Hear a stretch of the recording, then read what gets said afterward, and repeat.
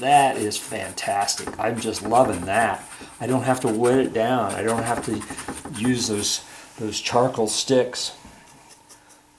Welcome back to the Wet Pastel channel, where we talk about wet pastel techniques, mixing wet mediums with soft dry pastels, anything pastel, color theory.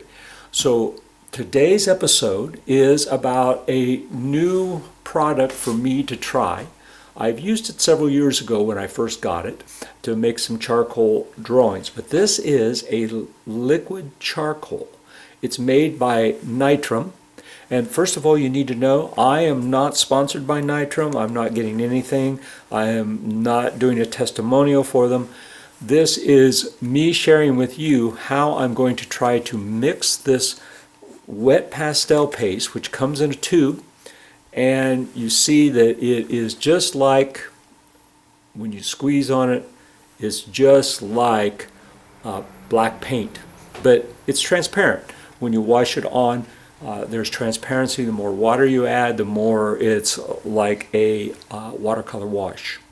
So that's what we're going to do today.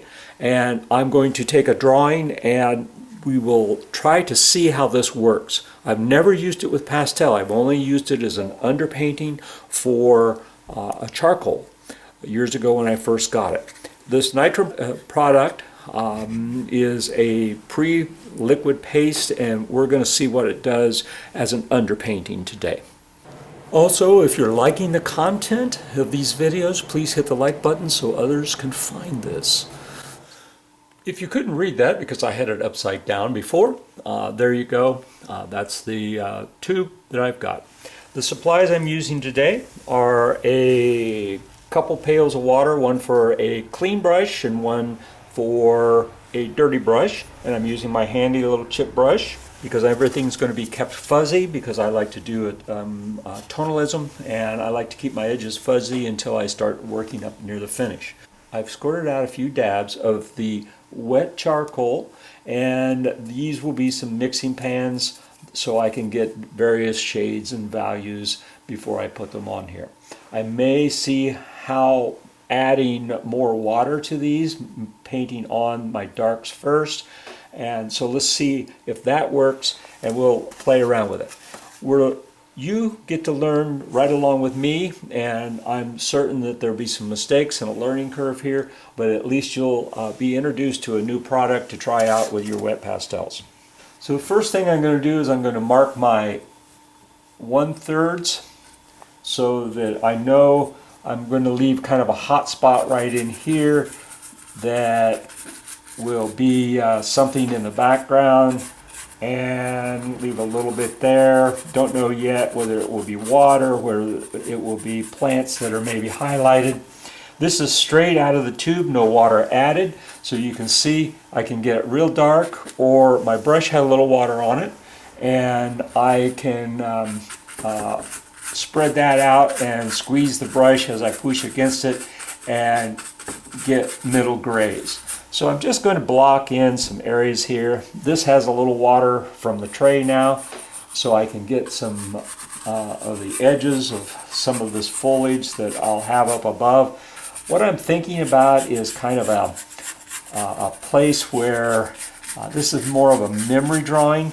I did pull out some drawings out of my stack of books. I don't have very many horizontal drawings, but these were done in plein air on site at a wooded area, and I do know that this was a wet spot in a marshy area. And I did different drawings of it, and I'm going to try to follow some of the ideas that are in this one as I outline this. And then in another episode, we'll see how adding pastel over that and using other wet pastel techniques can advance this underpainting. So today we're just trying to see if this charcoal out of a tube will work for underpaintings. We'll see what happens here. So I'm trying to establish where my white areas are, and then adding a little water into the trays and washing some of these darker areas. And as I progress, I can firm up what's dark, what's light, and the middle tones, which then will guide and inform the underpainting that will be in color using the soft pastels. So let me proceed with that, and if I need to, I'll speed it up. Again, just staying very, very loose. I don't want a lot of details showing up in here. And my working method, as anybody has witnessed before, is letting the medium tell me where things will go. My drawing gives me an idea of how I want to proceed, but then I let these wet mediums, these wet underpaintings, kind of inform what is there, what needs to be painted in, what needs to be taken out.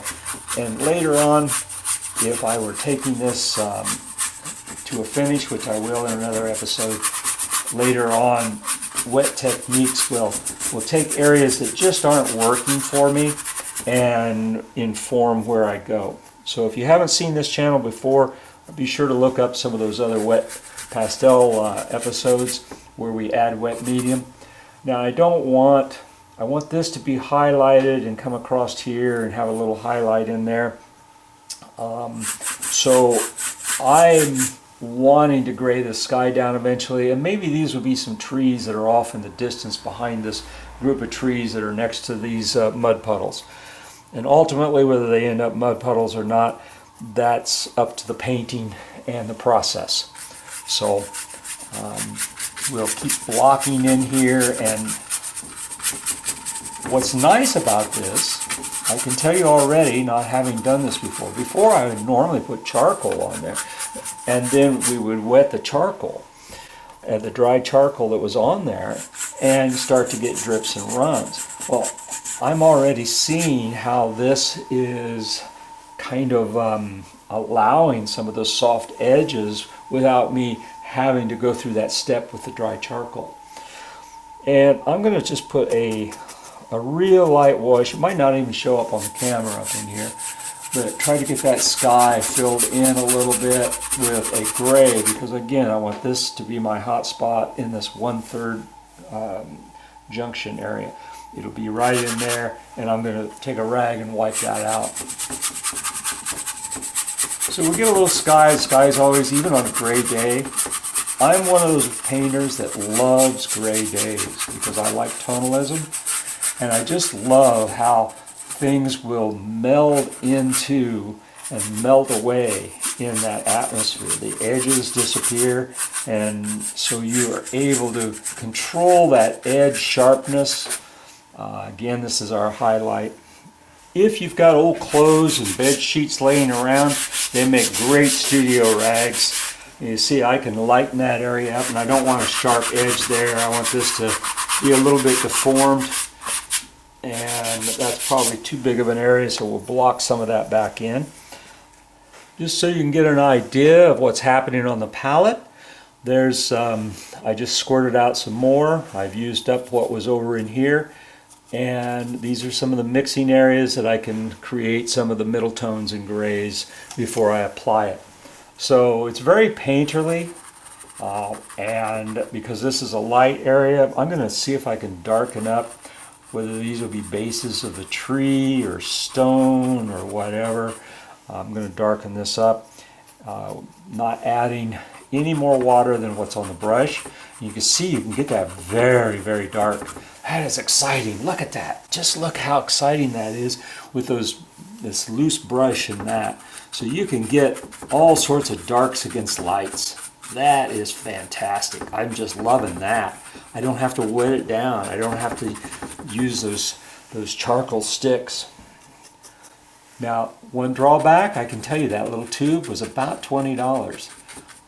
So you could go through a tube of that in a hurry, but I think the advantages of it, look at there, I got a hair stuck on my, this is a foam panel, just a foam, this is just a foam panel that I put clear gesso on very thinly to have some texture. So I can paint right onto this with my pastels once this dries. I can soften those edges. I can keep them dark. This is just a marvelous little product. I think I'm liking this. This could just change the way that I do my underpaintings when I start with charcoal. With the vine charcoal, you know, every one of these products has something different to offer you. If you do an underpainting in vine charcoal and smear it around and then you wet it, you'll get the same effects. And so if you're new to wet pastel techniques and you want to get used to how they react with water, the different mediums that you use in underpainting, then by all means start out with hard and vine charcoals and wet them down, and then you'll know at what point you want to take that underpainting. And sometimes that is going to allow you to then move on to some of these things like this wet charcoal. I've done enough of the dry charcoals that I've washed in to know that when I make a mark with them on this, I'm going to wet them and get these effects. So this is allowing me to skip a step, maybe. I don't know. We'll see. Just keep watching the channel. It's an adventure. Art should always be an adventure. If you're not having fun, you're not doing it right. So this is kind of fun, just dealing. I wish more people liked black and white, because I'm just in love with these just the values. And of course that kind of makes sense, because I started out as a black and white photographer studying fine art photography with Henry Holmes Smith and Reginald Heron, who are, if you know anything about art photography, they taught Jerry Uelsman. He was at the university before I got there. So I learned a lot about gray values through photography. And it was years later that I discovered that, oh, the colors they all have gray values. And that the color hues fool our eyes and make us think about other things. So it wasn't until late in life in my art career that I discovered what they really meant by values in color painting.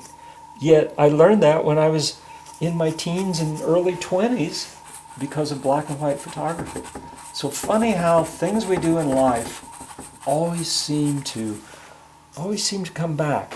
I haven't done anything in my life, even my mistakes that I've done. My first marriage was a mistake. I learned a lot about relationships. I learned a lot about solving personal discussions and disagreements. So my second wife is just marvelous, and she is just a fantastic woman, and we're just learning from our mistakes, whether they're art mistakes or mistakes in our personal lives. Every job I had that even wasn't about art, because when you're bringing up a family, you can't go full-time in art sometimes. I really, really think any artist who's got the desire and the burning passion to do so needs to commit full-time to their art. But it's scary. It's scary to be out there and not be able to do your art full-time, and you have to do it part-time and have the day job. And to go full-time is just a scary proposition. Now see this, I'm getting some lights established. I don't know that those things will stay there, but I'm going to add some more water, and I'm going to try to get this sky to gray down now that I've toned these trees and things down. I'm going to get this sky to tone down now, because I don't want it competing with these light areas in the finished picture.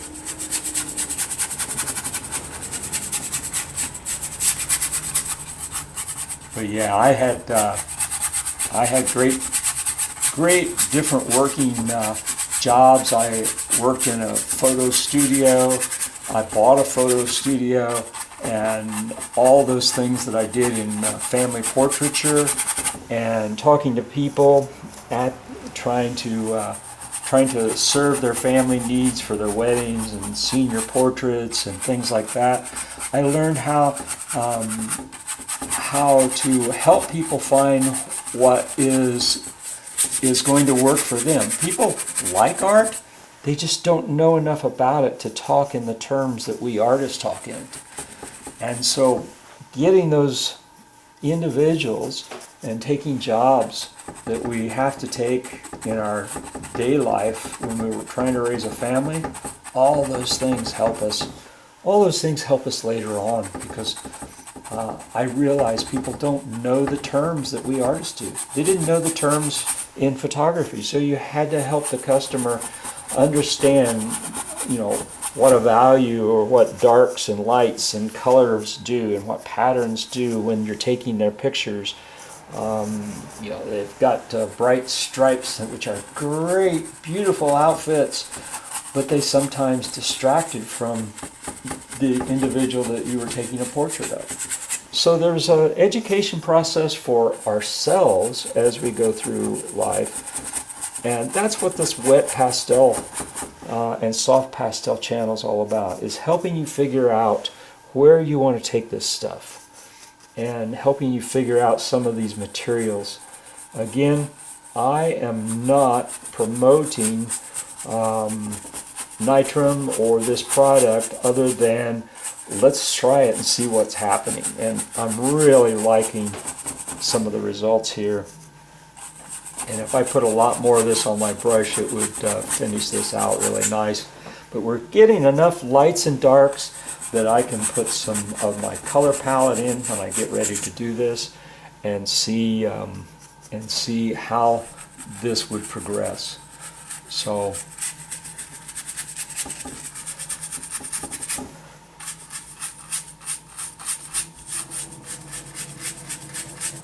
now this stuff would dry in your palette, and you can re-wet it. It has a little bit of in the ingredients, it has an ingredient, unlike just using alcohol or water over your vine charcoals. It has an ingredient that will make it dry, but water will overpower that ingredient enough to make it redissolve. So it can be reused if any of it's left in the palette, but you obviously don't have that. You have to re-wet it, and you can't necessarily control it like you can right out of the tube, going from real darks like this. But you could then pull it out of your tube and use it in some of these applications, and then just wet it and use it for your skies and some of the lighter grays if you're doing a value painting and want to use this as a way to break up some of the large areas into different gray values. Now I'm going to add more. This has gotten a little dark, and now you can see how, just like we put water on there, you can see how this would drip. If I wanted to put water up here, I could get those drips that we do with other mediums in there. And we'll go back up in there. That got a little dark, so let's get some water on there. Get my rag ready, because I don't want it to create streams. I'm not to the point where I want a bunch of tree limbs in this one. But we'll get that sky toned down a little bit. Okay, I hope that gave you a good idea of what this product does. Try to get it right side up this time. If you're liking the content, please hit the like button. But I'm kind of liking the skipping the step of the dry charcoals and then having to wet them with water or another liquid like alcohol. So if you've reached the point where you understand how charcoal, dry stick charcoal is working, and then you always wet it because you like to soften the edges, this might be a way for you to explore skipping that step and going on. So until next time, happy painting everybody, and we'll have another topic for you. Bye-bye.